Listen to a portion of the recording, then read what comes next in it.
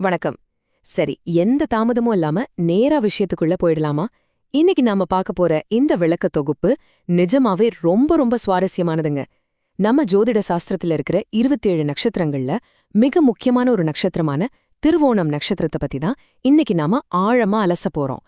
நம்மகிட்ட இருக்கிற 100க்கும் மேற்பட்ட தரவுகள் எல்லாம் ஒன்னு சேர்த்து பார்க்கும்போது இந்த நட்சத்திரத்தோட எனர்ஜி ஒரு பக்கம் எப்படி பிரபஞ்சத்தோட புனிதத்தன்மையோடும் இன்னொரு பக்கம் நம்ம சாதாரண அன்றாட வாழ்க்கையோடும் பின்னி பிணைஞ்சிருக்கு அப்படிங்கறத இந்த பயணம் நமக்கு தெள்ள தெளிவா காட்டப்போகுது. இப்போ இந்த பிரம்மாண்டமான பட்டியலை நாம அலசுறதுக்கு முன்னாடி உங்களுக்கு ஒரு சந்தேகம் வரலாம். காரகத்துவங்கள் அப்படின்னா என்ன? ரொம்ப சிம்பிளா சொல்லணும்னா, காரகத்துவங்கள் அப்படிங்கிறது ஒரு நட்சத்திரத்தோட டிஎன்ஏ மாதிரிங்க. ஒரு குறிப்பிட்ட நட்சத்திரம் என்னென்ன குணநலங்களை, எந்தெந்த இடங்களை, மனிதர்களை அல்லது பொருட்களை தன்னுள் பிரதிபலிக்குது அப்படின்னு வரையறுக்கிற குறியீடுகள் தான் இந்த காரகத்துவங்கள். இந்த ஒரு பேசிக் ஐடியாவை வச்சுக்கிட்டு தான் திருவோண நட்சத்திரத்தோட அந்த பன்முகத்தன்மையை நாம இன்னைக்கு கண்டுபிடிக்க போறோம். தரவுகள்ல இருக்கிற அந்த 100க்கும் மேற்பட்ட தகவல்களை நீங்க ஈஸியா கத்துக்கிறதுக்காக அதை நாம ஒரு 5 தலைப்புகளுக்கு கீழே பிரிச்சு வச்சிருக்கோம்.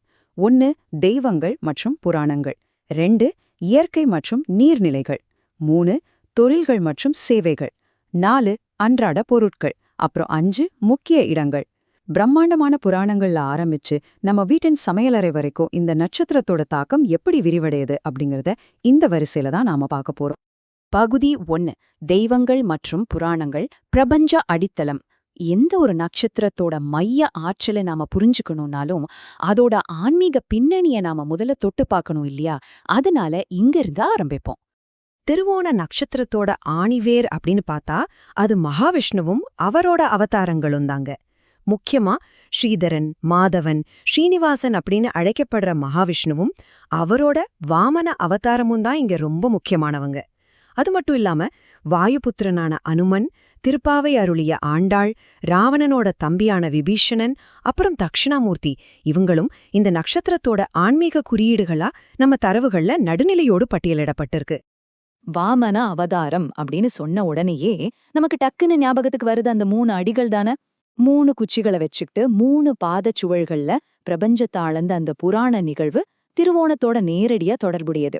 இதனாலேயே இது மனித உடலோட முழங்கால் பகுதியையும், குள்ளமா இருக்கிறவங்க அல்லது மாற்றுத்திறனாளிகள் இவங்களையும் குறிக்குது. அதைவிட ரொம்ப சுவாரஸ்யமான விஷயம் என்ன தெரியுமா?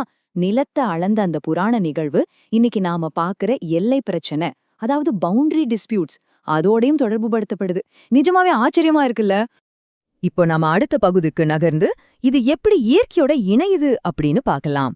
பகுதி 2 இயற்கை மற்றும் நீர்நிலைகள், பாயும் கூறுகளும் இயற்கையும். இப்போ இங்க கவனிக்க வேண்டிய ரொம்பவே இன்ட்ரெஸ்டிங்கான விஷயம் என்னன்னா, இங்க இருக்கிற அந்த வியக்க வைக்கம் வெரைட்டி தாங்க.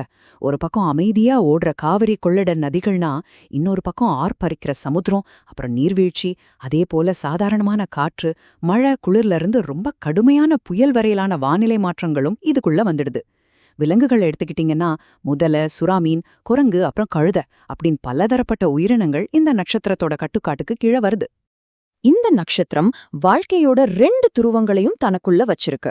ஒரு பக்கம் புனிதமான அருகம்புல், எருக்கு மரம், ரோஜா, பச்சை நிறம் அப்படின்னு ரொம்ப அமைதியான இயற்கையை குறிக்குது. ஆனா அதே சமயம் மனித வாழ்க்கையில தவிர்க்க முடியாத யதார்த்தங்களான சேறு, கண்ணீர், அழுகை, பிணம், சுடுகாடு, துக்கம், இது எல்லாத்தையும் கூட இந்த நட்சத்திரம் தான் ஆளுமை செய்து. யோசிச்சு பாருங்க, இது இயற்கை மற்றும் வாழ்க்கையோட ஒரு முழுமையான சுழற்சியை நமக்கு காட்டுதல்ல? அந்த தண்ணியுடனான தொடர்பு மனிதர்களோட குறிப்பிட்ட தொழில்களா எப்படி உருமாறுது அப்படின்னு இப்ப பார்க்கலாம். பகுதி 3 தொழில்கள் மற்றும் சேவைகள். தூய்மைப்படுத்தும் கலை. தூய்மைப்படுத்துதல் அப்படிங்கிற விஷயம் காலப்போக்கில் எப்படி பரிணாம வளர்ச்சி அடைஞ்சிருக்கு அப்படிங்கிறத இது ரொம்ப அழகா நமக்கு காட்டுது. ஏரிக்கரையில வெள்ளாவி வச்சு துணி துவைச்ச சலவை தொழிலாளர் காலத்துல ஆரம்பிச்சு ப்ளீச்சிங், சோப்பு பயன்படுத்தப்பட்ட காலத்தை தாண்டி இன்னைக்கு நாம யூஸ் பண்ற washing machine, dry cleaning machine வரைக்கும் தூய்மைப்படுத்துற அந்த தொழில்நுட்பம் எதுவா இருந்தாலும் சரி, அது அத்தனையும் திருவோணத்தோட காரகத்துவம் தான்.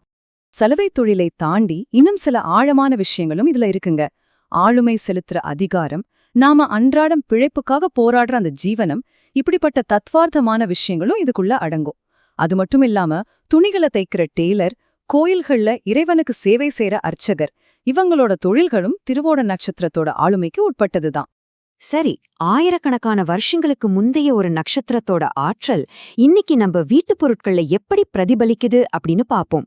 பகுதி 4, அன்றாட பொருட்கள், பழமையும் புதுமையும். இது எதை ரொம்ப சிறப்பா விளக்குதுன்னா, பழைய மற்றும் புதிய விஷயங்களுக்கு இடையில இருக்கிற அந்த அற்புதமான முரண்பாட்டைத்தான்.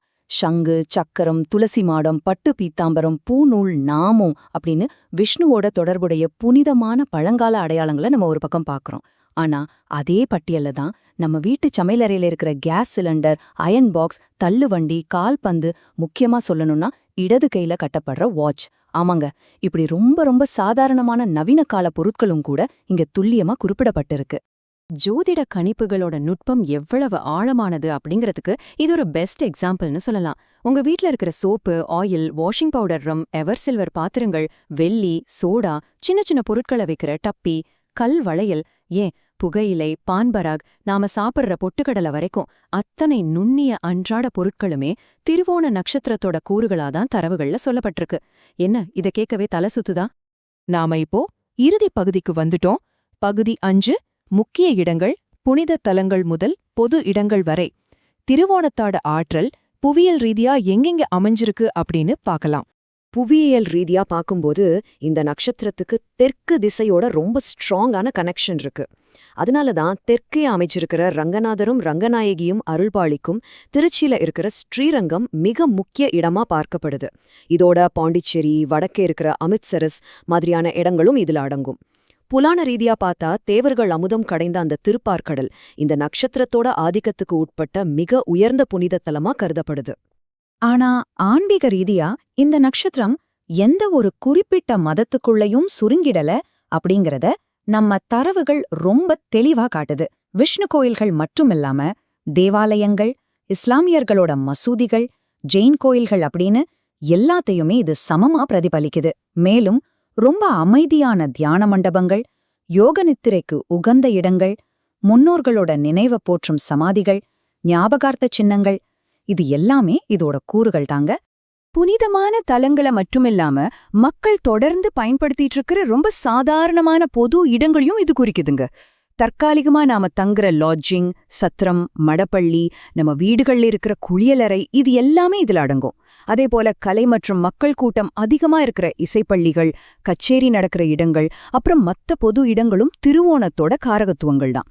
இது மறுபடியும் ஆன்மீகத்துக்கும் நம்ம அன்றாட வாழ்க்கைக்குமான அந்த தொடர்பை ரொம்ப ஸ்ட்ராங்கா உறுதிப்படுத்துது. ஆக மொத்தம் இதிலிருந்து நாம புரிஞ்சுக்க வேண்டிய ஒரு மிக முக்கியமான விஷயம் என்னன்னா, ஒரு நட்சத்திரம் அப்படிங்கிறது வானத்துல மின்னிக்கிட்டு இருக்கிற வெறும் ஒளிப்புள்ளி மட்டும் கிடையாதுங்க. பிரபஞ்சத்தை அளந்த வாமனனோட காலடிகள்ல ஆரம்பிச்சு இன்னைக்கு நீங்க உங்க இடது கையில கட்டியிருக்கிற வாட்ச் வரைக்கும் அதோட அதிர்வுகள் பரவி இருக்கு. இந்த விளக்கத் தொகுப்பு மூலமா நீங்க பார்த்த இயற்கையோட முரண்பாடுகள், தூய்மைப்படுத்துற தொழில்நுட்பங்கள், அப்புறம் நாம பயன்படுத்துற அன்றாட பொருட்கள், இது எல்லாமே ஒரு மாபெரும் அமைப்போட நுண்ணிய குறியீடுகள் தான்.